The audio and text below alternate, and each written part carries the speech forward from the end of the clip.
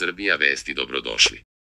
Dok svet prolazi kroz ozbiljne geopolitičke promene, u Hrvatskoj raste nervoza zbog potencijalnog kraja zapadne hegemonije. Gordan Akrap, prorektor Univerziteta odbrane i sigurnosti dr. Franjo Tuđman izneo je bombastične tvrdnje da bi ustupci Rusiji u Ukrajini mogli dovesti do raspada svetske sigurnosne arhitekture i otvoriti put ka Trećem svetskom ratu. Prema njemu, takav scenario bi izazvao lančanu reakciju u drugim delovima sveta, uključujući i Balkan, gde navodno preti novi sukob. U tom kontekstu, Akrap je izneo tvrdnje da Srbija, predvođena Aleksandrom Vučićem, okuplja svoje snage i da se intenzivno naoružava, implicirajući da je jedini način da se Srbija dobro pozicionira napad na takozvano Kosovo. Ove optužbe deluju potpuno besmisleno jer Srbija ne može napasti svoju teritoriju, već jedino može raditi na oslobađanju Kosova i Metohije od ilegalne okupacije Albanaca, a gde su zapadne sile, a među kojima je i Hrvatska, igrale ključnu ulogu. Zašto Hrvatska zaista strahuje? Nije teško primetiti da hrvatska elita ne strahuje samo od mogućnosti da Srbija povrati Kosovo, već i od mnogo šire slike, istorijske pravde. Hrvatska granica, kakvu danas poznajemo, nastala je odlukama posleratnih pobednika, a ne prirodnim istorijskim procesima. Nakon Prvog svjetskog rata, Hrvatska je proširila svoje granice na račun Srba, Italijana i Mađara. Danas, kada geopolitički odnosi postaju sve nestabilniji, Hrvatska s pažnjom posmatra kako Mađarska sve glasnije postavlja pitanje rijeke i delova obale, dok u Italiji postoje pokreti koji i dalje smatraju Istru i Dalmaciju svojom teritorijom. Strah od istorijske pravde nije bez osnova. Ako se zaista otvori Pandorina kutija teritorijalnih pitanja, na šta Akrap upozorava, a koja je otvorena još 1999. godine kada je izvršena iznavizija na Srbiju čime je omogućeno nasilno odcepljenje Kosova, pitanje je da li bi Hrvatska bila spremna da se suoči sa sopstvenom prošlošću i mogućim revizijama granica. Povratak Donalda Trumpa na političku scenu dodatno je uzdrmao hrvatski establishment. Njegov dolazak na vlast u Americi mogao bi značiti kraj bezrezervne podrške Zapada projektima koji su sprovedeni bez legitimiteta i međunarodnog prava. Ako se geopolitičke karte ponovo promene, pitanje tzv.